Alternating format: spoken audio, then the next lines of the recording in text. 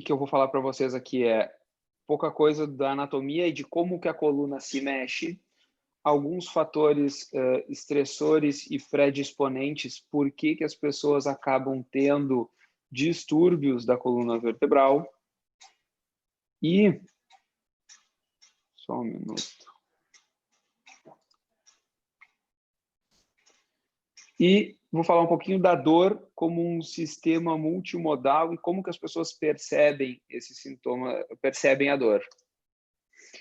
Então, aqui eu queria falar um pouquinho anatomia. Basicamente, a gente tem uma coluna vertebral que a gente pode considerar como a estrutura básica de um prédio, na qual ele sustenta a cabeça e todos os órgãos, e toda a sobrecarga... Vocês estão enxergando o meu mouse? Só faça um positivo para eu saber se sim. Joia. Então, toda a coluna suporta o peso de cima para baixo.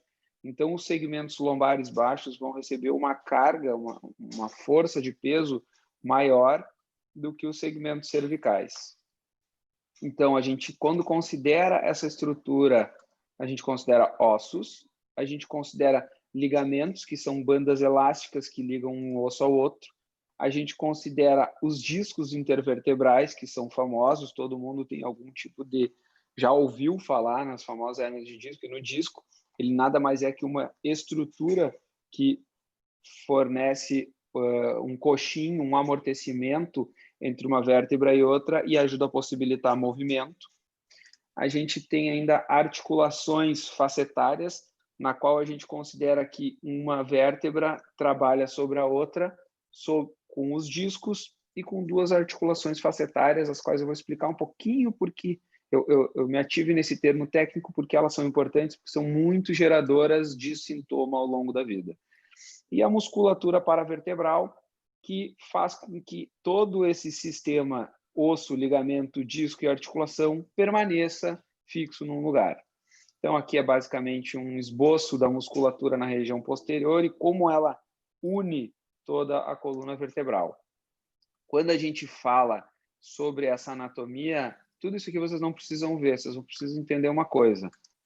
As articulações facetárias são duas articulações na porção posterior, são articulações paravertebrais, ou seja, cerca de 3 centímetros do ladinho da linha média da nossa coluna, a gente tem as facetas.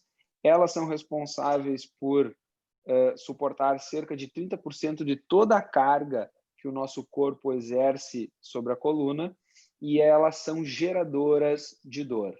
Elas são potenciais geradoras de dor. A gente tem também o disco intervertebral, que é o que fica nesta situação, suportando a maior carga de peso da nossa coluna, e ele vai se desgastando ao longo da vida. Esta é uma área nebulosa do estudo da coluna, porque ele gera ou não gera dor, é muito questionável. Parece que o disco intervertebral ele é gerador de dor e de sintomas quando ele compromete estruturas neurológicas ao redor dele. Então, simplesmente, se alguém disser que um disco degenerado gera dor, há dúvida nesta afirmação. E o osso, por si só, é um gerador de dor também, o qual pode ter microfraturas, osteoporose, essa doença do desgaste natural acaba enfraquecendo ele e pode gerar dor. E a musculatura paravertebral, a qual a gente tem toda a musculatura do dorso dos pacientes fazendo uma sustentação e a musculatura do abdômen fazendo uma sustentação anterior. Quando a gente olha para esta imagem que eu vou apresentar, é um esquema mostrando como que a coluna se mexe. Ela vai em direção anterior, ela vai em direção posterior, e ao longo da vida, o que acontece é que este espaço intervertebral, que é o disco, ele acaba se achatando e acaba eventualmente gerando apertos nos nervos que passam neste buraco que a gente chama de forame. Então eu vou voltar aqui para mostrar rápido como é que funciona. Eles se mexem em direção anterior, se mexem em direção posterior e ao longo da vida eles acabam colabando. Por isso que as pessoas ao longo da vida acabam perdendo aí 3, 5, eventualmente até 10 centímetros. Algumas pessoas podem perder por causa desta redução de espaço e porque o osso acaba gerando microfraturas e caindo. Isso é um esquema que eu só quero mostrar como um disco intervertebral é branco, gordo, sadio, com uma camadinha no meio aqui que eu estou mostrando para vocês, que é a porção mais elástica e gelatinosa do corpo vertebral, do disco, e ao longo de uma degeneração ele fica como? Fica estreitado, fica rugoso, e isso aqui diminui a mobilidade da coluna vertebral. Tá? Então, alguma coisa sobre fatores que facilitam com que a gente tenha um desgaste. Eu dou o exemplo sempre que o ser humano ele desenvolve ao longo da sua vida uma maior degeneração dos segmentos lombares. A gente sempre ouve dizer que tem dor na coluna lombar, a lombalgia, tem hernia de disco lombar e parará. Os dinossauros, por exemplo, eles não têm esse tipo de doença na coluna lombar. Eles têm esse tipo de doença na coluna torácica, a qual sofre maior movimentação do que a coluna lombar do Tiranossauro Rex, por exemplo. E aí eu trago para vocês uma ideia de que os animais, quando eram quadrúpedes, eles tinham uma distribuição de peso diferente do que a posição em pé, na qual o homem bota toda a sobrecarga no seu esqueleto de cima para baixo, sobre 2 pés, e os quadrúpedes mais primitivos botavam o seu peso nas patas dianteiras e traseiras e distribuíam mais esse peso. Então, aqui é um esquema muito rápido sobre um segmento normal e um segmento que acaba ficando desgastado. Esse é o segmento normal. Eu quero citar para vocês só, este é o nervo que sai, que eu estava falando. Vocês veem que aqui tem um pedaço de osso que está dando uma cutucada nesse nervo. É isso que acontece no desenvolvimento normal de uma pessoa que gera dor. O osso cresce e ele acaba comprimindo estruturas neurológicas até que, eventualmente, aquele disco gordo, sadio, ele desaparece e isso aqui fica um bloco só diminuindo dor. Eventualmente, ao longo da vida, isso aqui acaba tirando a dor dos pacientes. Então, a posição em pé, sim, facilita o aumento do desgaste e a degeneração da coluna vertebral. Outro fator para a progressão é a má nutrição. Ao longo da vida, as pessoas acabam tendo menos fome, o intestino acaba absorvendo menos nutrientes, as pessoas acabam tendo uma nutrição mais deficitária, com maior dificuldade de absorver vitaminas e afim. Então, a redução da ingesta, a redução da fome, os pacientes acabam ficando muito isolados e não têm o suporte que deveriam. Isso acaba gerando uma má nutrição. A má nutrição diminui a absorção de cálcio, vitamina D, menor exposição ao sol e a própria capacidade do osso de se manter íntegra acaba diminuindo. E isso aumenta o desgaste da coluna vertebral.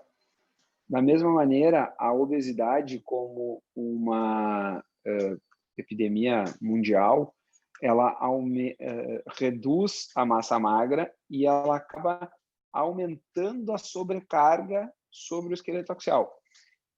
O aumento do peso, ele ocasiona uma coisa interessante, que quanto mais peso e sobrecarga uma coluna suporta, mais duro o osso acaba ficando, porque o osso responde a um peso para que ele possa se produzir, certo? Então, pacientes muito magrinhos acabam, ao longo do tempo, tendo um osso muito fraco, acabam gerando dor também. Mas a gente sabe que a obesidade, por si só, ela aumenta muito a sobrecarga de peso sobre a coluna vertebral, e isso é gerador de dor e aumento da degeneração. E os exercícios físicos? Os exercícios físicos, para quem a gente sabe que é atleta de elite, acaba ocasionando algum tipo de desgaste e aceleração da progressão do envelhecimento normal da coluna vertebral.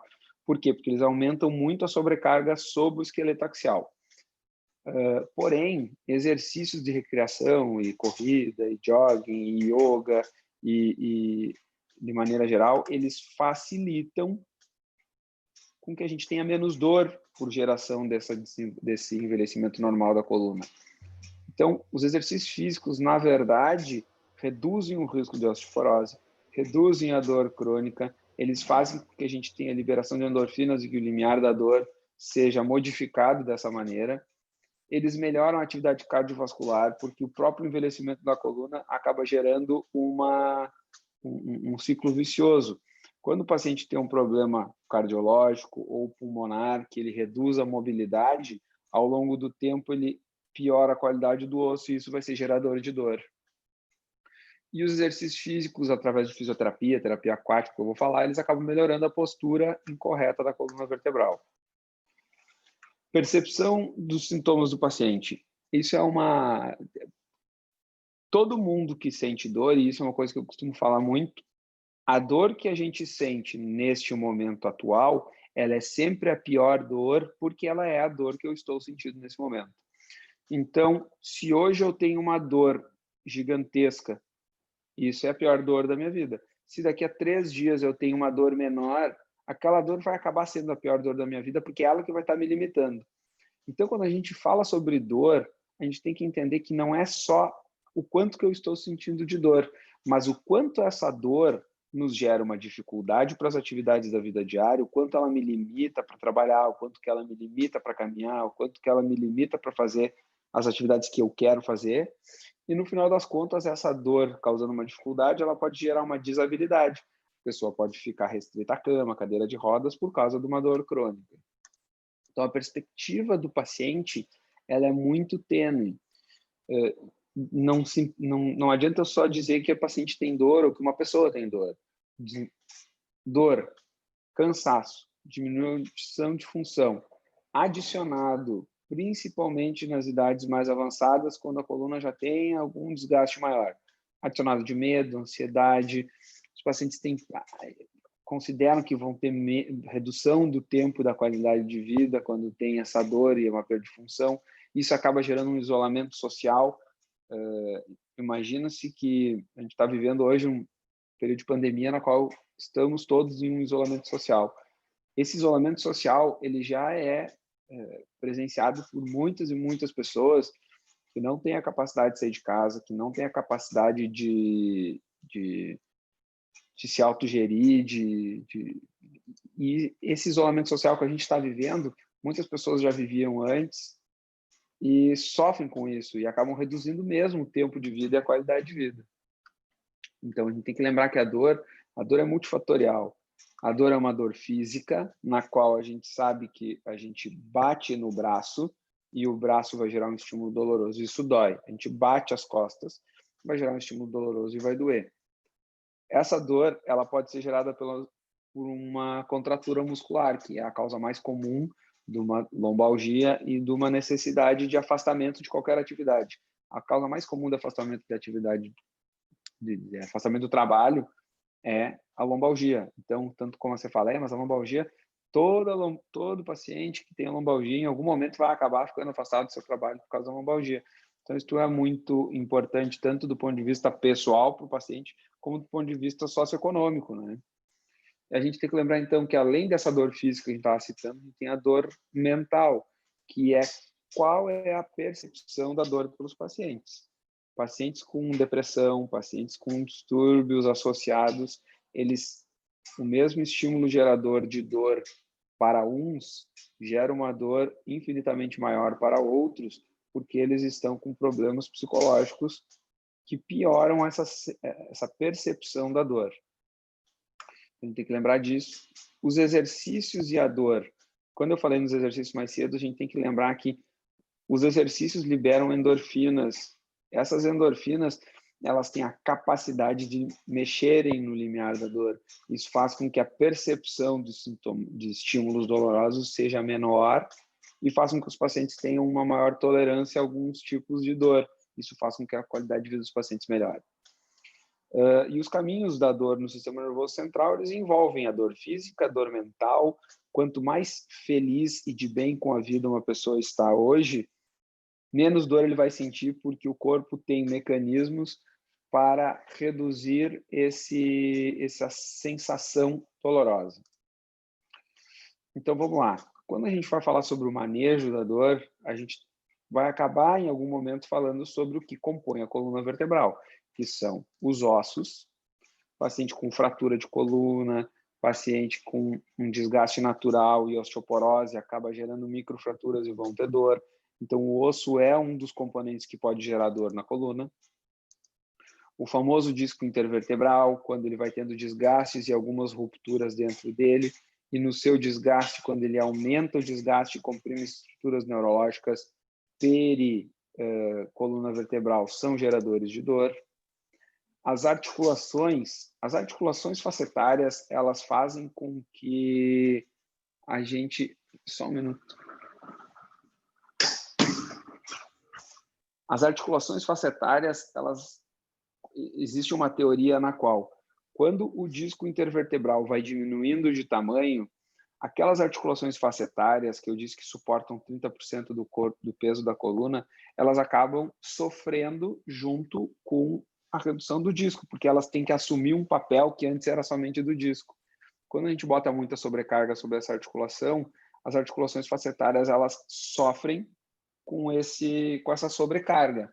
E aí eu cito para vocês, eu vou mostrar para vocês esse modelo, tá? Na qual a gente tem o disco intervertebral, que ele vai acabar achatando, em algum momento ele pode até fazer o que a gente chama das hérnias de disco, que é isso daqui, e acaba apertando um nervo que está saindo junto da coluna vertebral, e isso aqui são as articulações facetárias. Essa articulação na porção posterior da coluna, a qual é muito móvel, ela acaba ganhando muita sobrecarga de peso e começa a ranger uma sobre a outra. Ela é uma articulação sinovial a qual sofre com esse desgaste do movimento. Então, essa mexida acaba sendo gerador de dor e é um dos locais que a gente acaba... e a musculatura são dores, a maioria das vezes não são geradoras de dor crônica, a maioria das vezes são geradoras de dor aguda, na qual a gente tem alguma contratura muscular. A maioria das vezes que um paciente tem uma dor autolimitada gerada pela musculatura paravertebral é quando o paciente acaba fazendo um movimento, vai levantar da cama e se mexe meio rápido, não está prestando atenção no seu movimento. Essa dor costuma ser autolimitada. E a gente tem junto desse componente da dor muscular as síndromes miofasciais, a fibromialgia, que vem com pontos dolorosos, e essas dores, elas são muitas vezes acompanhadas de sintomas psicológicos muito graves que devem ser tratados junto com as dores lombares. Então, quando a gente vai falar sobre as doenças da coluna vertebral, a gente vai falar de novo sobre osteoporose, osteoartrites, doenças reumatológicas, doenças psicológicas que acabam entrando a fibromialgia junto disso, atrofia muscular do idoso acaba botando sobrecarga na coluna e é um gerador de dor. Lembrar que a dor é sempre multifatorial e as fraturas e até as microfraturas como geradores de dor. Quando a gente fala no envelhecimento natural da coluna, geralmente ela envelhece, mas ela não gera dor, tá? O envelhecimento normal da coluna vertebral, ele não é gerador de dor, a não ser que ocasione alguma lesão de segmentos adjacentes, como eu já falei. Bom, mas tem pacientes que com 30 anos têm uma coluna de quem tem 70. A gente volta e meia escuta essa frase, né? O maior componente que vai ditar como vai estar a nossa coluna, quem vai ter uma doença degenerativa ou quem vai ter um desgaste maior da coluna ou não, é a genética. A gente não tem nenhum outro componente que nos diga, que diga que o fator ambiental é o mais importante. O fator ambiental ele é importante, mas o mais importante para um desgaste da coluna vertebral é a genética. Gêmeos univitelínicos, eles acabam desenvolvendo, tem muito estudo que mostra isso, acabam desenvolvendo uma coluna muito parecida um do outro. Tem alguns fatores que acabam aumentando esse desgaste. Vamos lá. Tudo que é pró-aterosclerose, pró-desgaste dos vasos sanguíneos, tudo que acaba sendo fator de risco para AVC ou para infarto do miocárdio, tudo que acaba machucando o vaso sanguíneo, de uma forma ou de outra, acaba machucando a coluna vertebral, pois a vascularização e a nutrição da coluna são os fatores que vão desenvolver um desgaste da coluna. Então, tabagismo, aterosclerose, hipertensão, obesidade, atividades de sobrecarga da coluna, estivador, carregador de saco de cimento ou por muitos e muitos anos, tudo isso vai aumentar o desgaste da coluna.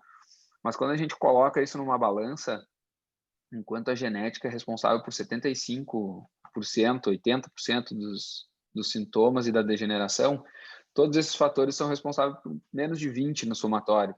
Então, esses fatores de risco modificáveis, e eles devem ser modificados o quanto antes na vida das pessoas, a gente é muito pouco dentro das causas maiores. Eles devem ser modificados em todos porque eles aumentam o desgaste. Mas o grande e verdadeiro problema da coluna é a genética, que é aqui, hereditariedade genética. Isso que eu já falei para vocês. E aí a gente chega para falar um pouquinho sobre tratamento e manejo. Como é que a gente divide isso, né? A gente vai ler hoje algumas coisas, a gente divide entre medicina moderna ocidental e a antiga medicina oriental. Eu não vou falar nada sobre a medicina oriental, sobre Ayurveda, sobre esse tipo de manejo, pois eu desconheço, eu não sei tratar, mas eu sei que se usa muito, eu sei que é alguma coisa que diminui sintomas, e eu concordo que ele deve ser algo que faz parte e conjunto do nosso tratamento. O que a gente tem de evidência da medicina moderna oriental e ocidental, a gente divide entre tratamento conservador e o tratamento intervencionista. Os tratamentos conservadores, eles visam atividade física, eles visam a fisioterapia. Quando a gente fala sobre fisioterapia e atividade física, a gente fala em métodos baseados em solo, que é no seco, e métodos baseados em água, que é a chamada fisioterapia aquática. Analgésicos, acupuntura, tudo isso é provado que diminui a dor. Então, o paciente acaba recebendo um curso de anti-inflamatório, um curso de analgésico, eventualmente um curso de opioides, faz fisioterapia na água, porque a água reduz muito a sobrecarga na coluna vertebral. Dentro da fisioterapia de solos, os métodos mais comuns e importantes são os métodos de Mackenzie e métodos de Williams, que eles visam basicamente extensão e flexão da coluna vertebral para aumentar a flexibilidade da coluna. E dentro da terapia física, do exercício físico, o que a gente precisa é um fortalecimento de tronco. O que é isso? Fortalecimento do core, do tronco, da musculatura do abdômen, da musculatura paravertebral. Quanto mais firme estiver uma musculatura que trabalha com articulações, menos dor esse paciente vai ter quando fizer alguma mobilização da coluna. Então, o fortalecimento do tronco é, em suma, a coisa mais importante a longo prazo para que o paciente tenha menos dor naquela coluna vertebral. Então, a gente viu que é o fortalecimento de tronco, a gente viu que tem que parar com tabagismo, controlar a hipertensão, diabetes, aterosclerose, e as coisas modificáveis é fortalecimento do tronco. Quando a gente passa disso e o paciente tem alguma crise que incapacita de sair da cama, tem alguma dor maior, existem os bloqueios analgésicos, que podem ser bloqueios somente na musculatura, que eventualmente são realizados em consultório, ou injeções epidurais e perirradiculares, as quais são feitas numa base ambulatorial. A pessoa vai até o bloco cirúrgico para que a gente consiga localizar onde a gente coloca o remédio, faz uma injeção de esteroide numa dose pequena no local específico da dor e o paciente vai para casa no mesmo dia. Dentro disso, a gente tem as denervações que fazem com procedimentos químicos ou ablativos térmicos com que os ramos sensitivos dolorosos que estão indo para articulações que são geradoras de dor, a gente faz com que eles sejam lesados e eles reduzem uma porção muito grande dos sintomas. Quando a gente fala sobre bloqueios analgésicos e denervação, a gente fala que, quando bem indicados, e principalmente quando a dor é facetária, por isso que eu citei esse termo anatômico e falei, quando a dor é pela articulação facetária posterior, esse tipo de bloqueio reduz em 80% dos sintomas do paciente, eventualmente por 6 meses, 1 ano. Às vezes, depois de 2 ou 3 procedimentos, o paciente fica anos sem precisar fazer nada. Então, ele sim tem um benefício muito grande já comprovado. Quando, ao longo do desenvolvimento e envelhecimento normal da coluna, as coisas que estão ao redor do estojo neurológico, que são ossos, ligamentos, elas aumentam de volume e apertam alguma estrutura neurológica, e isso é uma coisa muito comum quando acontece a estenose da coluna lombar. Isso é uma condição das mais prevalentes, muito maior do que uma hérnia de disco. Essas cirurgias, eventualmente, precisam ser feitas, precisam. Tudo que a gente fala de precisa ser feito, quem escolhe o precisa ou não precisa é o paciente, de acordo com a dor e a qualidade de vida que ele está. Se ele não consegue fazer nada, ele precisa de um bloqueio, um procedimento desses. Então, visa descomprimir os nervos que estão passando por aquele lugar. O corpo tentou deixar tudo aquilo no lugar, fazendo um aumento de osso, mas nessa tentativa ele acaba apertando os nervos e eventualmente ele precisa de uma cirurgia descompressiva. Então, a cirurgia entra neste momento. Quando a gente fala sobre colunas hipermóveis e que por um escorregamento de uma vértebra sobre a outra acabam fazendo esse tipo de compressão, a nossa cirurgia de correção e fixação. As cirurgias neurológicas, as cirurgias de coluna que melhor têm um benefício são as cirurgias neurológicas. O que eu quero dizer com isso? Que são as cirurgias que têm por base descomprimir estruturas neurológicas que estão ao redor da coluna. Simplesmente fazer uma fixação de coluna, botar parafuso, aquela coisa toda, para diminuir dor sem descompressão, a maioria das vezes, se não 90% das vezes, ela frustra, ela não dá a melhora que a gente espera. E é isso, tá aí o meu gurizinho que o Rogério falou mais cedo. Fico à disposição, quiserem anotar meu e-mail, meu telefone, precisar tirar alguma dúvida, é isso aí. Tem um espaço agora para a gente conversar também, tirar algumas dúvidas, mas eu tentei ser o mais sucinto possível e eu tentei ser o menos técnico possível para explicar alguns termos e algum desenvolvimento, envelhecimento e como que a gente pode manejar com isso. Espero ter atendido as expectativas. Dr. Tobias, obrigada. Foi maravilhosa a tua explanação. Lindinho bebê, sim, vamos abrir para o pessoal agora começar a perguntar. Posso falar? Eu fiz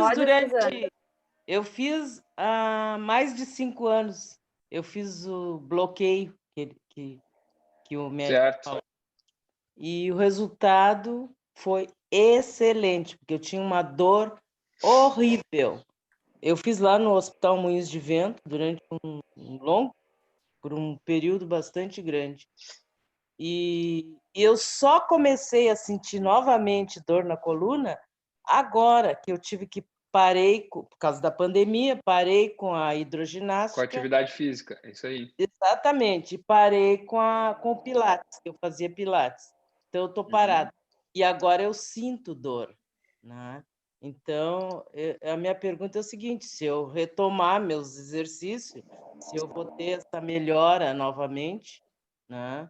Porque eu provavelmente sim. O que acontece é que quando a gente acaba precisando de um bloqueio, alguma coisa dessa que tu fizesse, eu chamo isso de ponte, né? A gente está vindo bem na nossa vida. De uma hora para outra, a pessoa tem alguma crise dolorosa e essa crise dolorosa faz com que a gente não consiga retomar a nossa atividade normal, tá, Suzana? E aí, os bloqueios, eles fazem com que a gente crie uma ponte e que reduza a história natural da doença. Possivelmente, se tu ficares parada por um mês deitada na cama, existe uma chance de que tu passe por uma crise dessas, mas aí tu acaba tendo malefícios de ficar parada, tu vai atrofiar a musculatura, tu reduz mobilidade, isso tudo piora a tua qualidade de vida. Então, esses bloqueios, eles costumam ser uma ponte para a melhora. Depois que tu tem essa melhora, tu deves manter uma atividade física regular, fortalecimento na musculatura, fazer com que tua coluna se mexa, para que tu mantenha essa qualidade de vida e essa redução de dor. Então, provavelmente, se tu voltar, sim, tu deve melhorar da tua dor.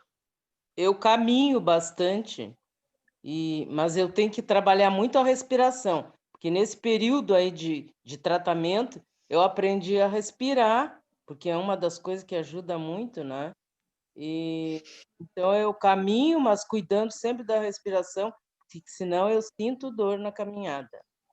Então, eu estou assim, doida para voltar novamente para meus exercícios. seja liberado, né? A academia e também o Pilates e a hidroginástica, né? Que me ajudaram bastante.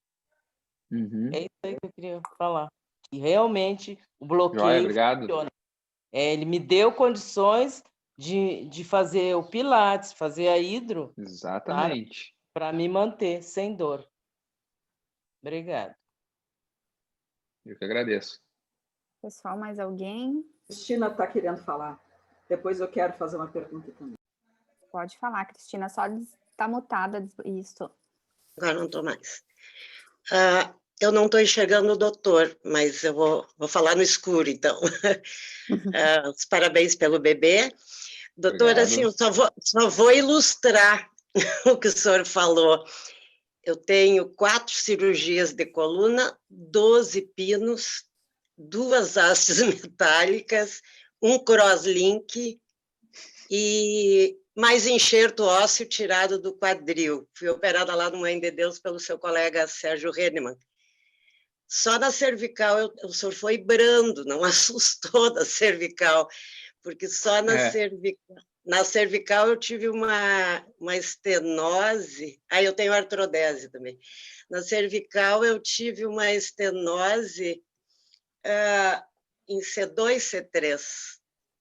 Eu cheguei a perder movimento de braço e de perna. Certo. Foi bem complicado, sabe? Mas, graças a Deus, estou caminhando, faço exercício, tudo bem.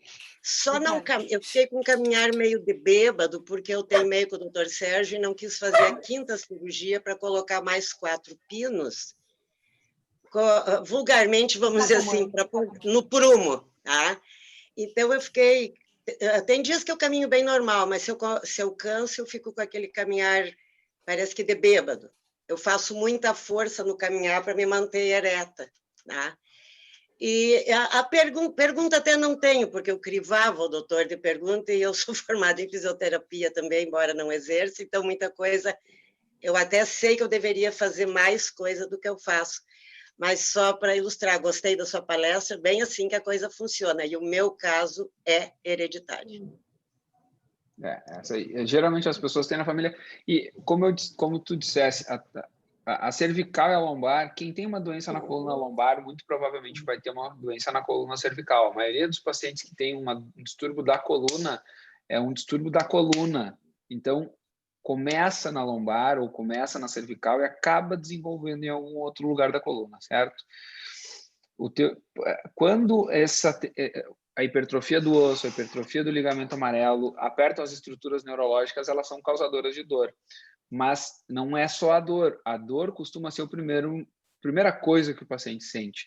Depois que a função da dor nos nervos, o paciente começa sentindo dor, depois perda de função. Quando a gente fala sobre coluna cervical, a gente fala sobre a medula cervical. A medula cervical é responsável por levar toda a informação aos membros inferiores e aos braços e trazer as informações sensitivas dos membros inferiores dos braços.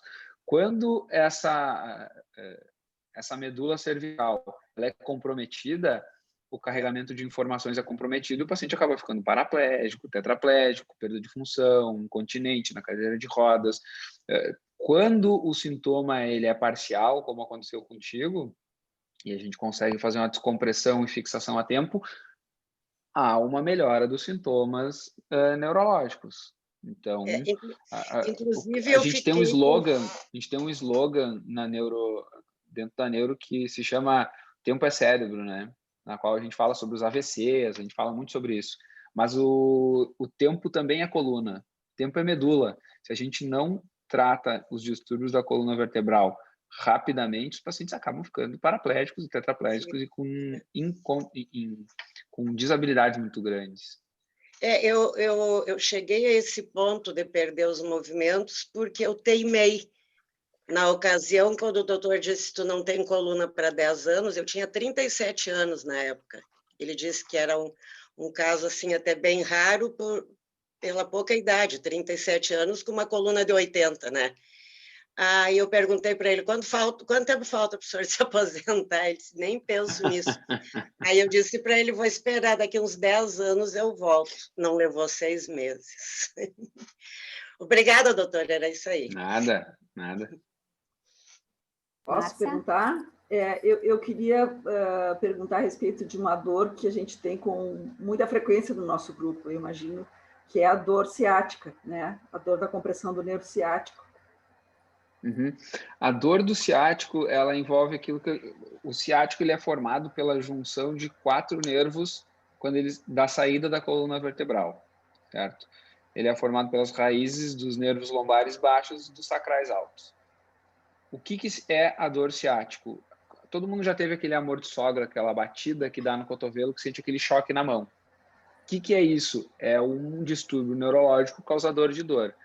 O ciático nada mais é do que um distúrbio neurológico causador de dor. Ele primeiro causa, às vezes, algum choque, alguma dormência, parestesia, dor, eventualmente perda de função, o paciente não consegue levantar o pé fica caído. Tá? Mas ele não significa que o distúrbio ciático deve ser operado ou que é qualquer coisa do gênero. Significa um distúrbio ciático que o teu nervo teve algum comprometimento. Este comprometimento pode ser por uma hérnia de disco, este comprometimento pode ser por uma contratura da musculatura paravertebral, este comprometimento pode ser por um crescimento ósseo anormal na coluna vertebral que faz um aperto desse nervo. Esse comprometimento pode ser pelo caminho, e quando passa na bacia a gente tem um músculo que eventualmente comprime, que se chama piriforme, que acaba dando um comprometimento do nervo ciático. Então, o que a gente tem que ter em mente? O nervo ciático, ele foi comprometido quando tem aquela dor que corre desde a região lombar até a perna. Esse que é o distúrbio do ciático. Bom, a partir daí a gente tem que investigar se esse problema é originado na coluna, num disco, num osso, num ligamento, alguma contratura muscular. E 70% dos casos são autolimitados. 70% dos pacientes com um distúrbio do ciático vão ter uma melhora completa ou quase completa dos seus sintomas em 2 a 3 meses, tá? Por isso que a gente diz, vai com calma, faz fisioterapia, toma um analgésico, eventualmente faz um bloqueio para dor. Para fazer uma cirurgia, a gente pode esperar, porque a história natural da doença, do comprometimento do ciático, é esta. Do mesmo jeito que a história natural de uma gripe comum é começar com sintomas no primeiro a segundo dia, ficar meio mal pelo 5º dia e melhorar completamente até o 14º dia. Essa é a história natural de uma gripe comum. A história natural de um comprometimento do nervo ciático é ficar com algum sintoma no início e depois de uns 2 a 3 meses, alívio completo dos sintomas. Quando esse alívio completo dos sintomas não vem ao final de 3 meses, a gente precisa investigar um pouco mais, eventualmente tem mais coisas com procedimentos intervencionistas que podem ajudar, seja ele com descompressão por osso, nervo, osso ou disco, ou qual é que foi. Mas essa é a ideia do ciático. O ciático é um distúrbio do nervo e a gente tem que investigar por que ele é ocasionado. Obrigada. Nada. Mas... Ribas? Oi. Pode perguntar, Ribas. Pode ser? Tá. Doutor Tiago, eu pratico tênis, então eu sou sempre fadado a ter uma dorzinha aqui ou ali no ombro, na perna, ou na lombar. Eu tenho a dificuldade, principalmente quando a gente vai em busca de um médico, é que hoje a medicina está dividindo em especialidades, muitas vezes até na própria coluna, a gente tem dificuldade na cervical, qual é o médico, na torácica ou na lombar, ou se tu tem problema de quadril, ou se é cambota, que é o que eu tenho para completar, a gente tem dificuldade de saber qual é o médico, a especialidade que teria que pegar. Eu era mais da opinião que teria que ser geral para tratar todo esse corpo aí, né? Que tem um pouquinho de problema em cada parte. Uhum. Fora isso, eu queria que o senhor falasse um pouquinho, se tem, sobre zumbido e labirintite. Deve ser no que se refere à cervical, né? Pode ser? A maioria das vezes, zumbido e labirintite não tem a ver com a região cervical. A maioria das vezes, zumbido e labirintite tem alguma coisa a ver com a região do labirinto mesmo, né? Distúrbios de tontura e do labirinto com incapacidade de marcha, essas coisas, elas podem ser devido ao labirinto. A labirintite, que todo mundo fala, é uma coisa que a maioria das pessoas que diz que tem labirintite nunca teve labirintite. A labirintite ela é um sintoma muito agudo, muito grave, a pessoa começa a vomitar, não consegue ficar em pé, isso costuma ser autolimitado de 7 dias a 2 semanas, às vezes fica algum resquício dos sintomas por algumas semanas, eventualmente poucos meses, e depois a pessoa volta ao normal, porque ela teve um insulto do labirinto. Mas outras labirintopatias também dão esse tipo de sintoma. Quando que uma doença da coluna vertebral acaba dando sintomas de tontura e o que se chama labirintite, que não é labirintite, mas são sintomas de tontura. Esses sintomas eles são ocasionados quando os distúrbios da coluna comprimem as artérias vertebrais, que levam sangue até a parte do cerebelo, a parte posterior do cérebro, e falta sangue naquela região, ocasionando uma tontura. Eventualmente, a posição da cabeça, a gente vê às vezes quando alguns pacientes levantam o pescoço e acabam ficando tontos, pode ser por compressão da artéria vertebral. Então, isso pode gerar essa labirintopatia. Esses são os distúrbios da coluna cervical. Hoje, quem são os médicos que tratam a coluna vertebral, né? São os neurocirurgiões, os ortopedistas e os reumatologistas, basicamente. Aí depende um pouco de cada situação e qual é o diagnóstico de cada paciente. Mas essas... E se mistura, né? Hoje a gente tem os médicos que fazem tratamento de dor crônica, os anestesistas que fazem esse manejo. Então, qualquer médico que tu acabares consultando vai acabar identificando algum problema, pode te encaminhar para outro colega, enfim. Mas existem vários tipos de especialistas e os médicos generalistas, né? Então, tudo isso, acho que todos eles têm a capacidade, pelo menos, de dar um norte para as pessoas para dizer, a coisa é por aqui, a coisa é por ali e tal. Tá bom, obrigado. Queria perguntar. Mais alguma pergunta? Quem queria falar? Eu? A Inês. Pode perguntar, Inês. Eu queria fazer uma pergunta assim, doutor. O senhor mencionou denervação. Essa denervação, ela tem algo a ver com infecção nos nervos, alguma coisa de infecção junto com a coluna, que vai refletir no restante da nossa coluna vertebral? A denervação ela é um procedimento na qual a gente retira a inervação, seja ela temporariamente ou permanentemente, a gente retira essa inervação através de um procedimento. A denervação é um procedimento. A infecção, que a senhora está falando, pelo que eu entendi, ela pode ser uma causa de dor. Tá? Isso é outra coisa. Denervação com infecção, vai refletir na coluna. Reflete na coluna. A infecção? Pode. A gente pode ter infecção do disco, uma coisa que se chama espondilodicite, osteomielite, tem algumas infecções que respondem na coluna vertebral, sim. Obrigada. Nada. Mais alguma pergunta? Zila. Zila? Consegue desmutar, Zila?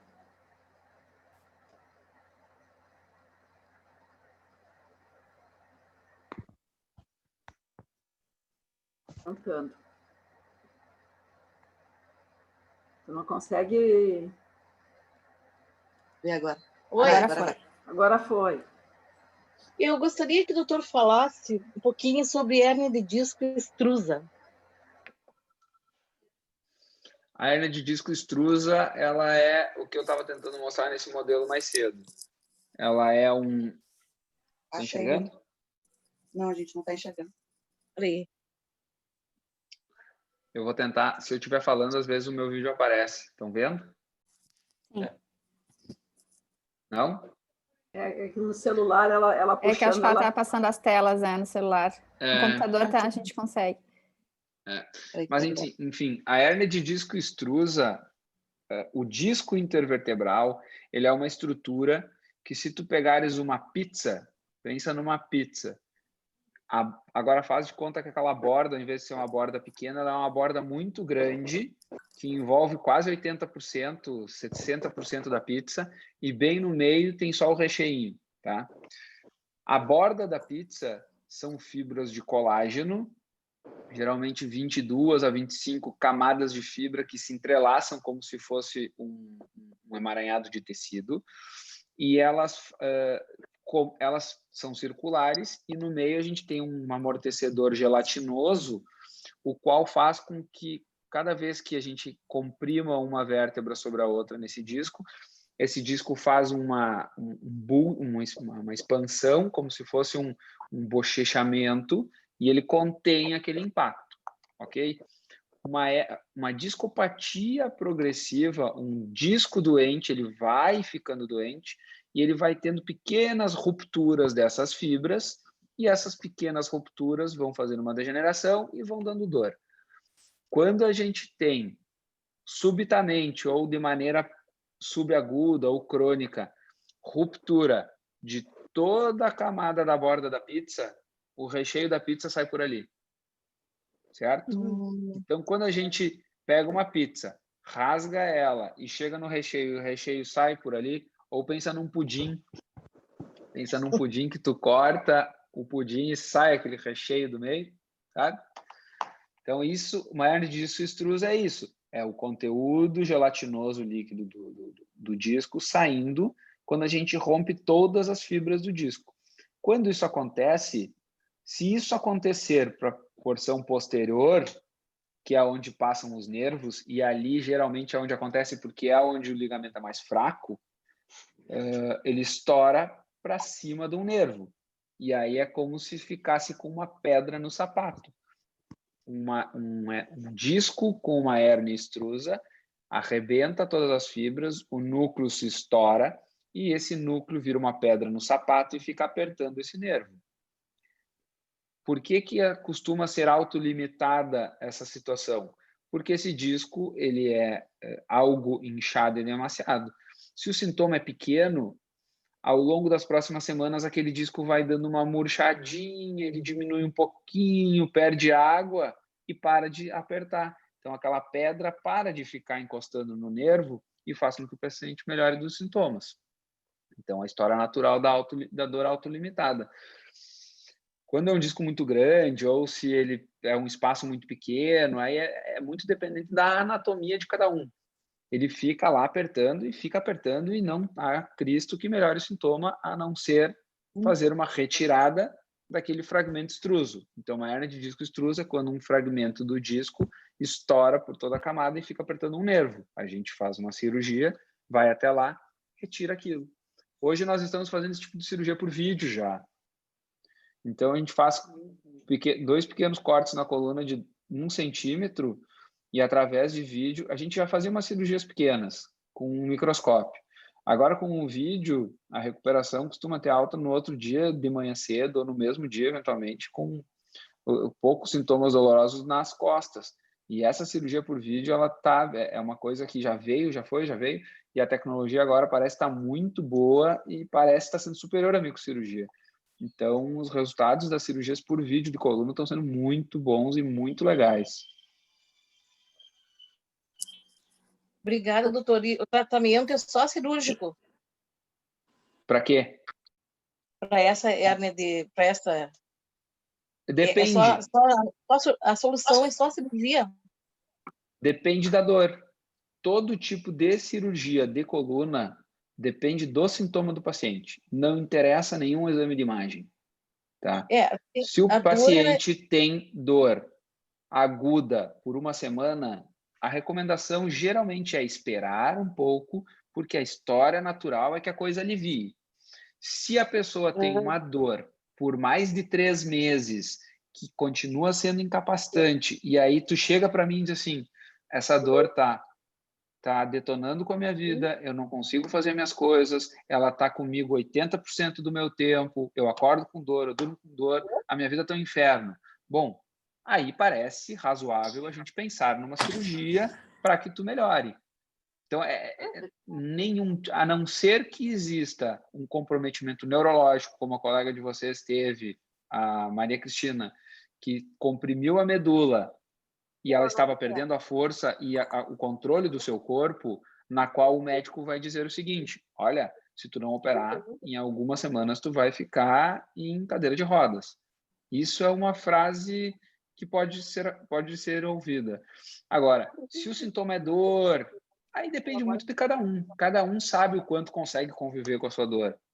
Uma hernia de disco extrusa que gera muita dor, geralmente o tratamento só com descompressão cirúrgica. Obrigada. Nada. Doutor Tobias, eu tenho uma perguntinha. Qual o momento de procurar um especialista em coluna? É quando surge a dor? Eu vou fazer, olha só. Uma procura preventiva? Eu vou tentar acessar do meu celular, porque eu estou terminando minha bateria aqui, tá? Então, não desligue, um segundo.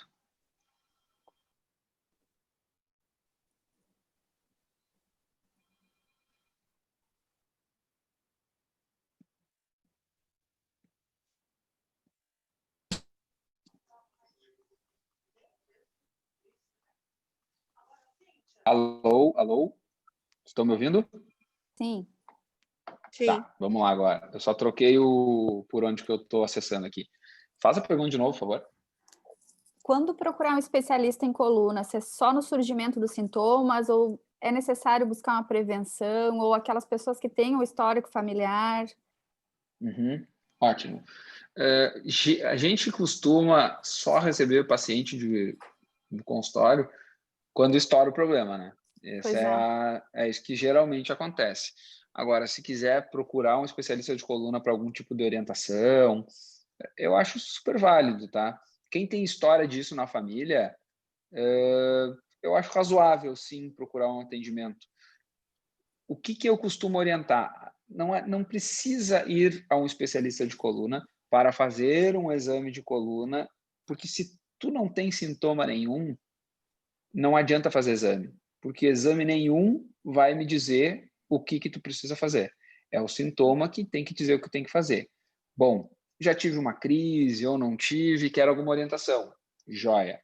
Mas, de uma maneira geral, o que se recomenda é vida saudável, reduzir os insultos que podem acelerar as degenerações, que é o tabagismo, que é controle da pressão, controle lipídico, a dislipidemia e a aterosclerose, sim, são coisas que pioram a dor da coluna vertebral. E fortalecer sempre a musculatura. Eu costumo dizer para as pessoas que o paciente velhinho, a pessoa velhinha, mais morre por imobilidade.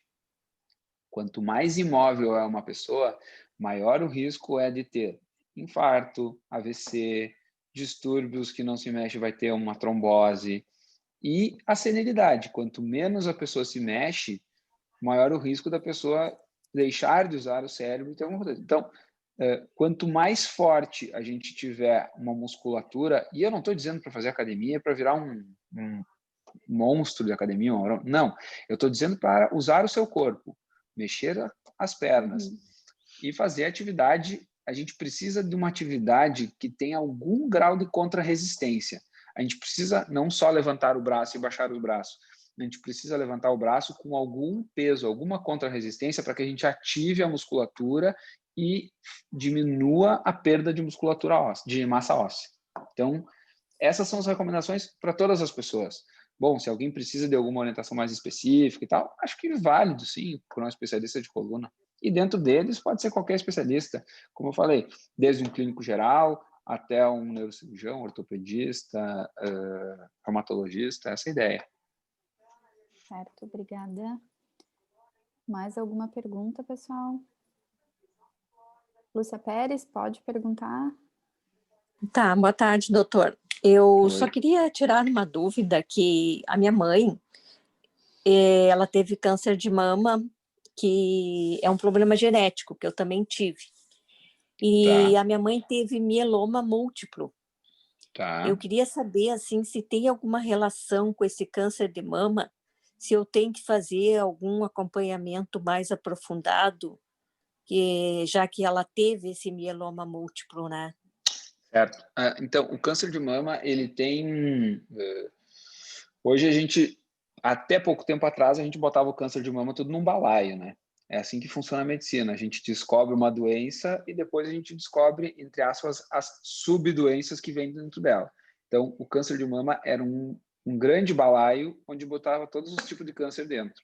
Depois do momento, a gente começou a ver, existem alguns tipos de câncer que têm na periferia da sua célula bandeiras. Essas bandeiras, elas identificam o câncer de mama como uma bandeira do BRCA, uma bandeira da deleção, não sei o quê. Então, tem vários nomes, mas o que significa esses vários nomes? Que cada câncer tem uma bandeira, certo?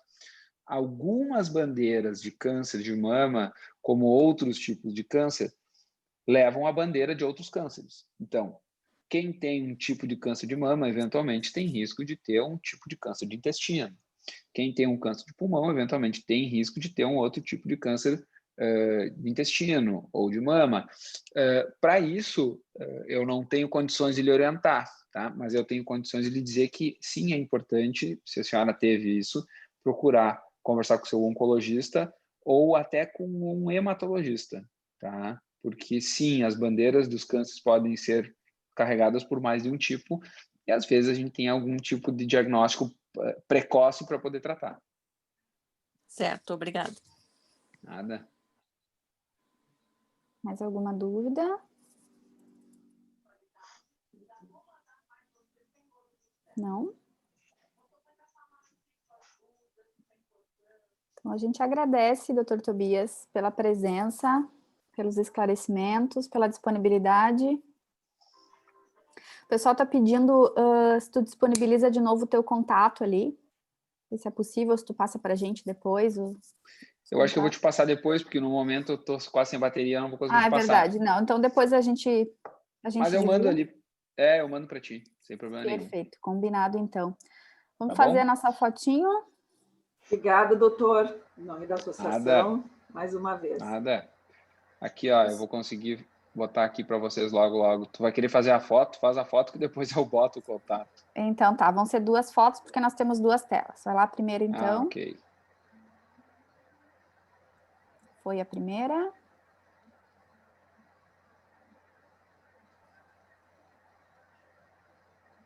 Pronto. Joia. Deixa eu disponibilizar aqui para vocês, ó.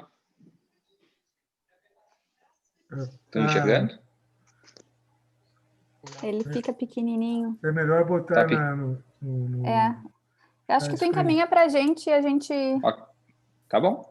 Eu encaminho depois aqui, então. Depois eu Pode. Passo. Combinado, claro, então.